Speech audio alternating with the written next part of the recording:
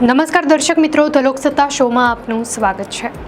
મહારાષ્ટ્રમાં છેલ્લા ઘણા સમયથી મરાઠા સમુદાયને અનામત આપવા માટેનું આંદોલન ચાલી રહ્યું છે। આંદોલનનું નેતૃત્વ કરી રહેલા મનોજ જરાંગે પાટીલની મુખ્ય માંગણી એ છે કે મરાઠા અને કુણબી સમુદાય એક જ છે અને તેથી મરાઠાઓને કુણબી પ્રમાણપત્ર આપીને તેમને અન્ય પછાત વર્ગોમાં અનામતનો લાભ મળવો જોઈએ। આ માંગણીને સમર્થન આપવા માટે તેઓ હૈદરાબાદ ગેઝેટિયર નામના એક બ્રિટિશ કાળના દસ્તાવેજનો હવાલો આપી રહ્યા છે।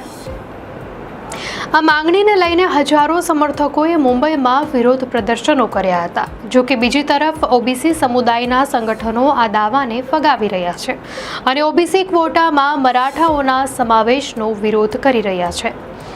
આ પરિસ્થિતિમાં મહારાષ્ટ્ર સરકારે આ મામલે કાનૂની સલાહ લેવાનું શરૂ કર્યું છે અને તાજેતરમાં મનોજ જરાંગે પાટીલે 5 દિવસના આંદોલન બાદ તેમના ઉપવાસ સમાપ્ત કર્યા હતા। હૈદરાબાદ ગેઝેટિયર એ એક ઐતિહાસિક બ્રિટિશ દસ્તાવેજ છે જેનું સત્તાવાર નામ ઇમ્પિરિયલ ગેઝેટિયર ઓફ ઇન્ડિયા છે અને તે પ્રોવિન્શિયલ સિરીઝ હૈદરાબાદ સ્ટેટ 1901 તરીકે પણ ઓળખાય છે। આ દસ્તાવેજ બ્રિટિશ કાળ દરમિયાન તત્કાલીન હૈદરાબાદ રજવાડાની વસ્તી ગણતરી, ભૌગોલિક સ્થિતિ અને સામાજિક વિગતોનું વિસ્તૃત વર્ણન કરે છે।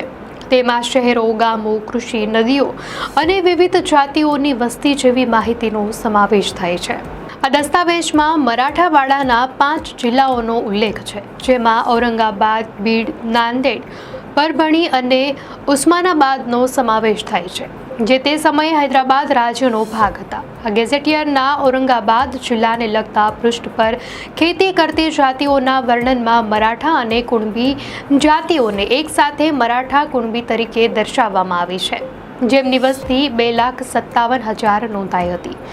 આ જ રીતે પરભણી જિલ્લાના વર્ણનમાં પણ ખેડૂત કુણબીને સૌથી મોટી જાતિ તરીકે દર્શાવવામાં આવ્યા છે।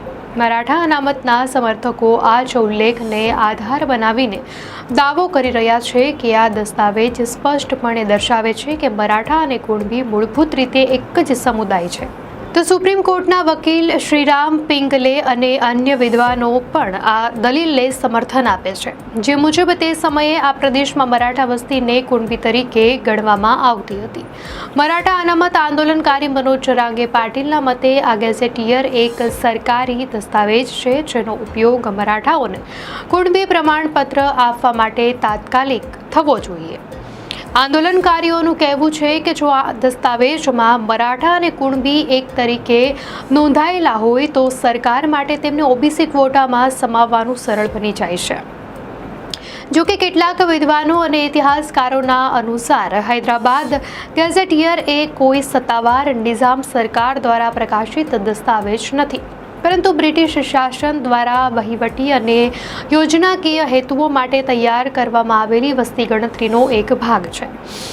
લેખક વિશ્વાસ પાટીલના મતે હૈદરાબાદ ગેઝેટ નામનો કોઈ એકલ દસ્તાવેજ નથી, પરંતુ તે ઇમ્પિરિયલ પ્રોવિન્શિયલ ગેઝેટનો એક ભાગ છે। મહારાષ્ટ્ર સરકારનું આ મામલે વલણ સાવચેતી ભર્યું રહ્યું છે। સરકારે મનોજ જરાંગે પાટીલની માંગણીઓ પર ધ્યાન આપ્યું છે અને આ દસ્તાવેજને લાગુ કરવા માટે કાનૂની સલાહ લેવાનું પણ શરૂ કર્યું છે। કેબિનેટ પેટા સમિતિના અધ્યક્ષ અને મંત્રી રાધાકૃષ્ણ વિખે પાટીલે જણાવ્યું છે કે સરકારે આ બાબતે એડવોકેટ જનરલ સાથે ચર્ચા કરવાનું નક્કી કર્યું છે, કારણ કે સુપ્રીમ કોર્ટના કેટલાક નિર્ણયો અનુસાર માત્ર આંકડાઓના આધારે અનામત આપી શકાતી નથી। આ ઉપરાંત સરકારે આ ગેઝેટિયરની નોંધોની તપાસ કરવાની યોગ્ય મરાઠા વ્યક્તિઓને કુણબી પ્રમાણપત્ર આપવામાં મદદ કરવા માટે ગ્રામ્ય સ્તરે એક સમિતિની રચના કરવાનો પણ નિર્ણય લીધો છે। આ સમિતિ એવા લોકોની તપાસ કરશે જેમની પાસે જમીનનો કોઈ પુરાવો ન હોય અને વંશાવળી સમિતિની મદદથી તેઓ પ્રમાણપત્ર આપવા અંગે નિર્ણય લેશે। પૂર્વ એડવોકેટ જનરલ શ્રીહરિ અણેના મતે હૈદરાબાદ ગેઝેટિયર એ પુરાવાનો એક ટુકડો હોઈ શકે છે, પરંતુ તે એકમાત્ર પુરાવો ન હોઈ શકે। કોઈ પણ હકીકત સાબિત કરવા માટે અન્ય સામાજિક અને દસ્તાવેજી પુરાવાની પણ જરૂર પડે છે, જેમ કે જૂના પુસ્તકો, સંશોધનો અને અન્ય ઐતિહાસિક સંદર્ભો। આ મનોજ જરાંગે પાટીલ દ્વારા ઉઠાવવામાં આવેલી હૈદરાબાદ ગેઝેટિયરની માંગણીઓને મહારાષ્ટ્રના અનામત રાજકારણમાં એક નવો જ વળાંક લાવ્યો છે. આ દસ્તાવેજને સત્તાવાર રીતે લાગુ કરવા માટે કાનૂની અને સામાજિક પડકારો રહેલા છે અને સરકાર દ્વારા લેવાતા આગળના પગલાં આ આંદોલનની દિશા નક્કી કરશે. દર્શક મિત્રો, આ અંગે આપની શું પ્રતિક્રિયા છે અમને કોમેન્ટમાં ચોક્કસથી જણાવશો. અને જો આપને આ વિડીયો સારો લાગ્યો હોય તો વિડીયોને લાઇક કરો અને ચેનલને સબસ્ક્રાઇબ કરો.